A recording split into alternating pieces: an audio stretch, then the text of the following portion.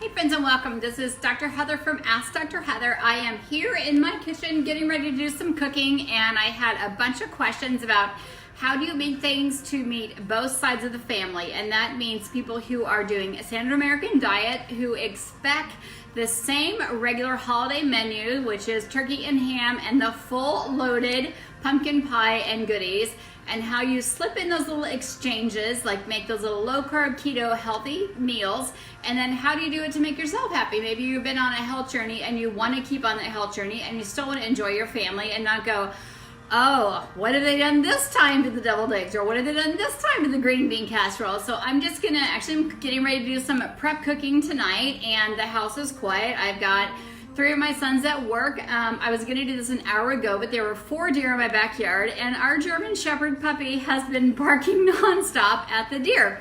So I thought I'd actually just do a few of my this for that exchanges and help answer some of those hacks. So I had a great question yesterday in my office. Somebody's like, how do you do roasted vegetables? And I actually thought that was kind of a standard that most people know, but I actually love roasted vegetables. When people boil vegetables, they end up boiling way too long, and what happens, raw vegetables, we're not a cow, we're not a rabbit, sometimes we can't extract the nutrients out of it. We need to blanch or just broil or flash, get a little bit of heat in them so we can actually extract the nutrients out. But roasting vegetables is an amazing way just to mix up the vegetables. So what you do is you just simply take your vegetables. I already have some Brussels sprouts, some cauliflower, I have a little bit of squash and some carrots, so I'm gonna put them just in a roasting pan. So I just have a big 9x11 pan, and then I use just about a tablespoon. The mistake people make is I actually use too much oil. So I've already washed my hands, and I'm just gonna put about a tablespoon of oil on there, and you can do all Brussels sprouts, all cauliflower, all broccoli, you can do green beans. The trick is you just roll them around in the grease. Again, not too much, not a little bit. I'm gonna wash my hands real quick here. And then you can do frozen vegetables. If they're frozen, you may end up having to cook them for about maybe 15 or 20 minutes if they are fresh. If they're kale, maybe 4 or 5 minutes. If they're broccoli, Brussels sprouts, depending on how thick they are, maybe just 7 or 8 minutes. I know now I just touched my nose. Anyways, 7 or 8 minutes. You can do them though, frozen though. Frozen might be, again, a little bit more. And then I just use some salt and pepper. You could do cayenne pepper, you could do garlic. So I'm just gonna put some sea salt on them. I'll do some sea salt afterwards. So you just do a little bit of oil, too much oil, and they get icky. So you just simply roll them around till you get a little bit of grease on them. So I did about a tablespoon for a whole roasting pan. So then I would simply stick them in the oven right there, really about 450, 475. And I actually just have some leftover roasted veggies from last night. So we're doing like TV style, right?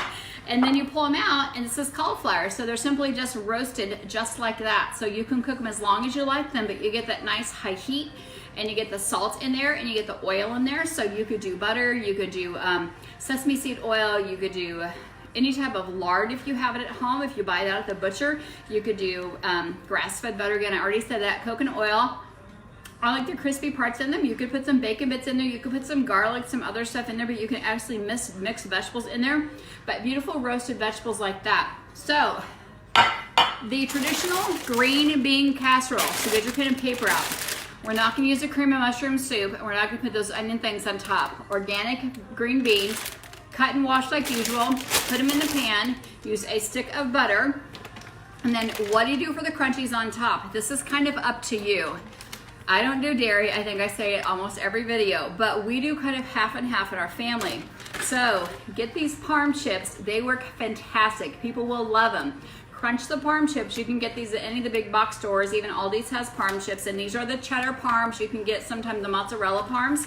I actually love doing the crushed pecans on top. So I'm just gonna put like the green beans down. I'm gonna slice little layers of butter on top. And then I'm just gonna mix crushed pecans and the parm crisp on top. So crunch them on top of the green beans and put them in the oven for about 30 minutes at 375. And then no one will know that they're not the crunchy onion rings. And they're getting the good healthy fats from the pecan, the good healthy fats from the butter, maybe a little bit of garlic. I wouldn't do anything more than that. And I probably would just do, people like the cheesy stuff. If you do dairy, you can do that, or you could actually just divide the pan and do half and half. So a great this for that, a great substitute, so you can ditch those little onion rings that people normally do.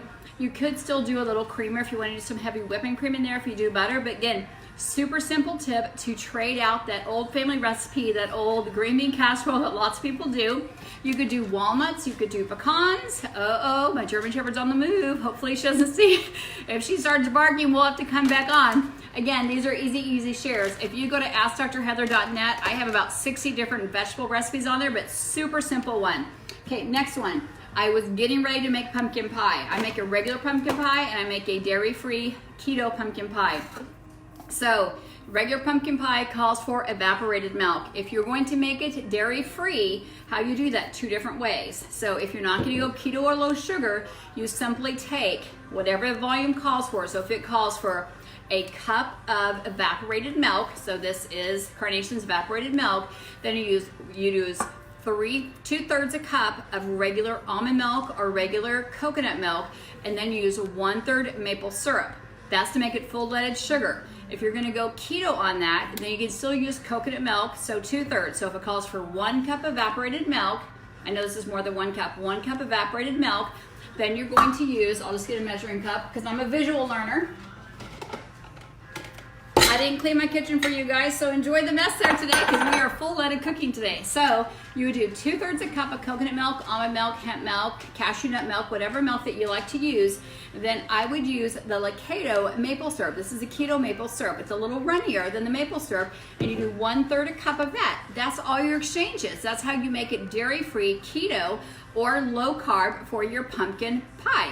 So the other thing you need to do when you're reading your recipe, so your pumpkin pie would normally be all your pumpkin pie spices. Then you would do your Carnation evaporated milk. Again, you're going to use coconut milk, almond milk, your Keto pumpkin, right? So 1/3 cup plus 2/3 cup regular milk. That's going to be your substitute for your evaporated milk. And then it also calls for granulated sugar. So instead of using your regular, look, I only use this for demos. This is so hard, it's like a brick. So instead of your regular granulated sugar, I use Swerve. So you can use a Swerve granulated sugar instead, and that's how you make it keto or low carb, or just ditching some of the carbs to save a ton of sugar on that.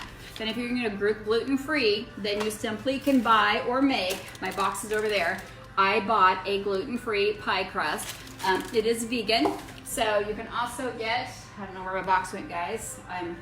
Anyway, I have I don't know where it is. Anyway, you can also make your own crust that's gluten-free if you choose. You can make a keto crust, which is just crushing a bunch of different nuts on the bottom, but it's that simple. I want to make just a few quick little hacks here, which is, again, making your own evaporated milk, and then, again, using a granulated sugar instead. And then my other hack was whipped topping. And I already have a YouTube video on this I'll post, but instead of using heavy whipping cream, I simply am going to put the canned coconut milk in the refrigerator tonight. I'm going to flip it upside down, and then in the morning I'm going to drain the liquid out of the top, and then I'm going to put it in my mixer in the morning. So it's going to be a really hard solid. So I'm going to drain the liquid out, put it in my mixer in the morning.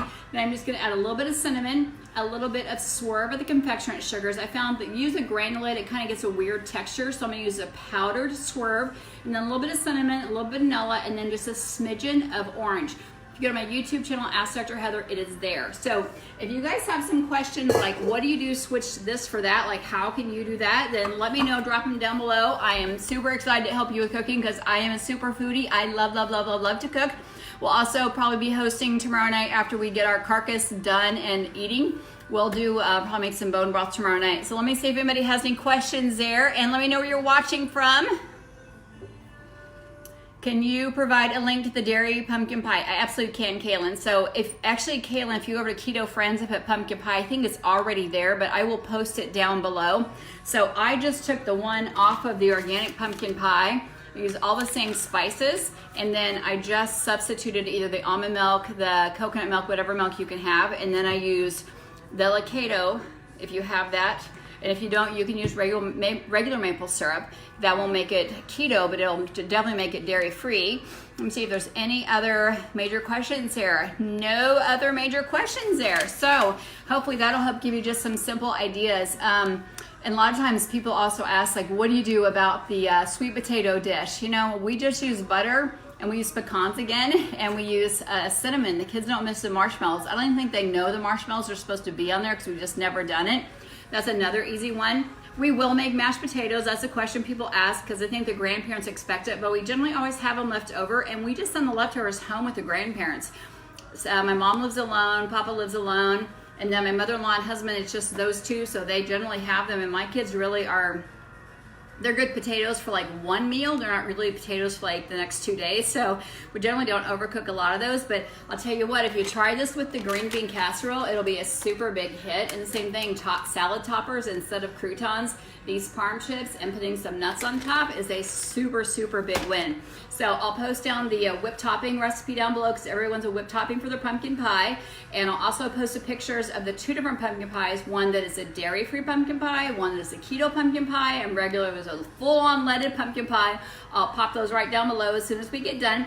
But I thought I'd just jump on here while I get cooking, while my house is super quiet, and let me know if there's something else I can help you kind of switch that out, because I know I've been hearing a lot of questions in the office this week, like, what am I going to do? I want to stay on target, because I know the minute that they kind of get off the highway of eating healthy, that their brain gets hijacked by the sugar, and once it gets hijacked off the highway, that it's just a goner. And we don't want that to happen. I want you to get back on the highway. That's where exogenous ketones come into play for me, and that's where like functional fat or the keto cream come into play for me. That's where intermittent fasting comes into play. And that's where the slogan is, I want you to remember, it's almost more important when you eat than what you eat. So with that being said, if you know you're gonna have one big meal, like you're gonna go all in tomorrow and you're gonna have pie, and that's for me, I'm like already declared it all over Facebook. I know, bigger algorithms here. My family knows that I love pie. I don't need a potato, I don't need a roll, I need a pie. Like I don't need a gluten-free roll, keto roll, I need a pie. I need a pumpkin pie, I need a keto pumpkin pie, I need probably a one piece. But just with that being said, when you make the whipped topping out of, this is 800 calories. Like even though it's keto, it's still 800 calories. I can't do that much running or walking yet to get up 800 extra calories. So even though it's keto, it still adds up, folks. So just be mindful of that. So it's better, science shows it's better to actually go into that meal a little hungry. So I'm gonna do my intermittent fasting in the morning. I'm gonna have my coffee in the morning. I'm gonna have a keto mid-morning just to keep my energy and keep my satiety, which means feeling fuller longer, keep my cravings down. Then I'm gonna eat my turkey and my vegetables so I'm full. And then when I'm full, as you go into the dessert situation, you're already kind of full, you're not gonna overeat the dessert as much, and then I'm gonna be super mindful. I'm gonna enjoy every single bite. Chew every bite slowly, savor every bite, and realize that people that cook for you throughout the holiday, tomorrow, and the weekend, everything was made for love. I know oftentimes people leave food all over the plate, and just think about this for a moment, is that the average person eats 17 times a day. I know people say, oh, we talk about eating 6 times a day and intermittent fasting is 2 times a day. If the average person would omit 1 meal a day, we could eradicate world hunger. Think about that in this week of gratitude. That is the truth. If we would cut out 1 meal a day, think about how much food is thrown away, how much is in the waste or the garbage. It's a lot of food. 1 meal a day could eradicate world hunger. So as I sit here in this whole plethora, and I've got like 4 pies out, like crazy. I don't need 4 pies for my family. I'm overcooking. I'm probably gonna put 2 back now that I said that. Or put 2 of their crust back now that I said that. But think about that for a moment and just fill up on the vegetables. I'm gonna stop that. So I'll go back to vegetables. Fill up on the vegetables. They are live enzymes. They help bind up. They help pre-digest food. They have a lot of great enzyme activities for them. Eat 50% raw tomorrow, so have a nice big salad or take a nice big veggie plate. Or so if you're watching football games and you're not American, you're not celebrating the holiday of Thanksgiving tomorrow, have a nice big vegetable plate with that. Kind of stay away from the dairy. Dairy is a pro-inflammatory. There's a lot of stress going on with traveling tomorrow, maybe relative, family stress, financial stress, lots of stress going on throughout the holiday. So admit things that cause stress. Stress can be caused a lot of times by gluten. They can be caused by dairy, all sorts of dairy, except for grass-fed butter. Peanuts are a big stressor, or pro-inflammatory. Shellfish are pro-inflammatory. So are nuts. So I would just, not nuts, but specifically peanuts and shellfish. I would just omit those top things that we know are pro-inflammatory for our body and enjoy those things that are not, like big salads and veggies and things like that. And then just be grateful for all the people who gave time to prepare the meal for you. So from my home to yours, have an amazing holiday. And if you're not celebrating, Thanksgiving. Still have an amazing day filled with gratitude and filled with inspiration and filled with hope. And I just hope that you have a great day. And Kaylin, I will give that recipe to you in just a few minutes. Again, if you've got questions on substitutions, I love cooking and I love everything about food. So tomorrow we'll actually do a little video on making our bone broth. If not tomorrow, then Friday. But let me know what's cooking in your home. Let me know what recipe you've got going on. But again, think about roasting vegetables. If you've not done that before, it's a nice big switch up. Your family will go, it's kind of a nice change for once. So we did something a little bit differently. But you guys have a great and amazing day. God bless.